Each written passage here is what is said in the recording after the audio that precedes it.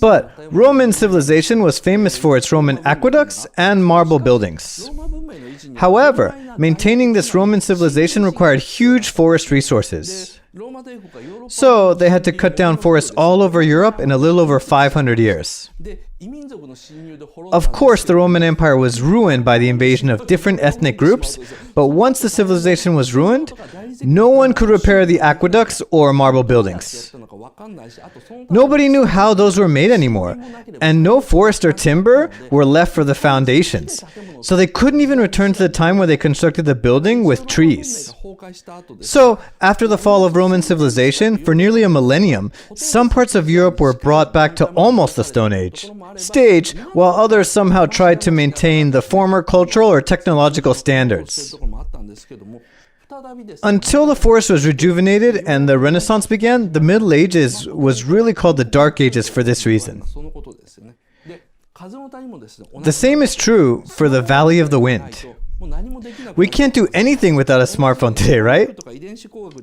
Similarly, without the help of ceramic or creatures created by genetic engineering, humans in this age, which is 800 years from now, can no longer live.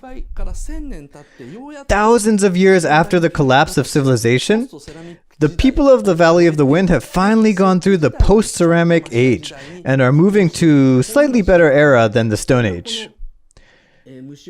Such an era is described, which you can see from the stone structure of this insect repellent tower. After this scene, NAUSICAA... Oops, this one. She comes down yelling, "Lord Yupa!" NAUSICAA's vehicle, which is like a hang glider, is called Maeve. It is also an ancient heritage. Like the gunship that will come out in the movie later, it can't be repaired anymore. And it works with some power of which they don't even understand the mechanism. So it is something very precious. But NAUSICAA rides the wind with it very well. This is the scene where NAUSICAA lands with Maeve. When she tries to lower the altitude, it slightly soars up and the altitude rises. Then it drops sharply right afterwards. What this means is that she is trying to avoid passing by Yupa with this speed and angle. So she tilts the glider upward once. As a result, Maeve ascends once slightly, then it loses speed and sharply drops from there. It looks like Maeve is flying up again for a moment, but then it quickly comes back down.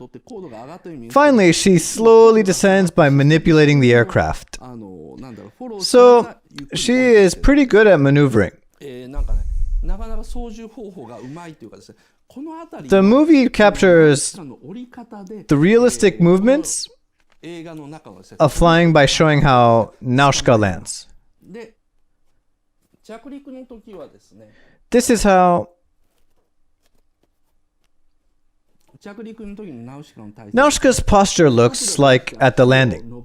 She extends her legs as the speed drops.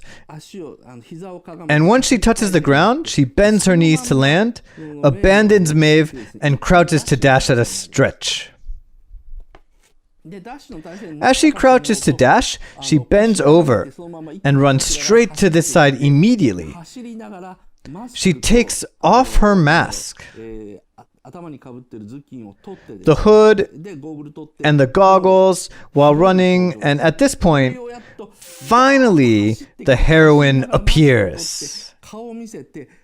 She rushes down, taking her mask off, and shows her face as her face close-up cut in. Then she yells, "Lord Yupa!" I couldn't capture it, but the next cut is the close-up of NAUSICAA's left hand. So you can see how fast she runs toward the screen. There's no unnecessary movement here. So, if you see all these as a sequence, it's hard to tell. But she comes down, turns right, dashes toward the center of the screen, but drifts slightly to this side due to inertia, to the right side of the screen. So she runs in a curve toward us. It's really a scene by an absolute illustrating genius. So the way to enjoy here as Buranaushka is at the moment of landing. When she lands, you see a foreshadowing for the climax in the background. What you see behind is the acid sea. In front of it is the wreckage of the spaceship, in which all the people in the Valley of the Wind take shelter during the last battle. So, in other words, in this first scene, it already shows clearly the situation of the last scene, where a spaceship is abandoned at slightly higher than the Valley of the Wind near the acid sea. And as for this spaceship, when director Hideaki Anno first saw it in the storyboard, and then in the layout, since the design was so unimpressive, he said, "This is more like a submarine. Can't we think again a little more?" But Miyazaki didn't even listen to it. Anno complained even in audio commentary of the DVD, "Miya-san never cares about what he is not interested in.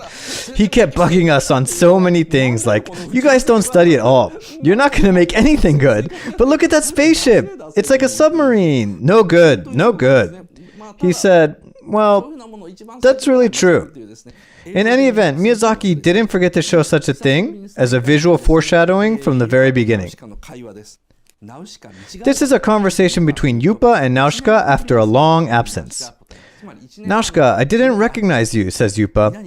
"It's been over a year now," Nausicaa answers. So they met for the first time in over a year. However, when she's asked, "So how is your family?" she starts looking gloomy. Yupa asks, "What's wrong?" And she says, "It's that father can't fly anymore." Yupa is surprised. "King Jill?" So, the jungle's poisons are taking their toll. Nausicaa answers, "Yes, father says it's the fate of all of us who live near the jungle." And Yupa says, "I'm sorry, I should have come sooner." So, Nausicaa's father, Jill, the patriarch or the king of the Valley of the Wind, has been in bed from the beginning of the movie, but it hasn't been for so long. He was fine when Yupa was in the Valley of the Wind a year and a half ago. So he used to be fine, but is now in bed and can't move anymore in just a year and a half. His disease caused by the jungle's poison got worse so quickly. As she says, he can't fly anymore, it means the old man in bed in the movie actually used to fly just a year and a half ago. When I discovered this, I thought, like, hey, wait a minute, I thought Jill was in bed for a long time, but wait, can't fly anymore? Means actually he flew until a year and a half ago?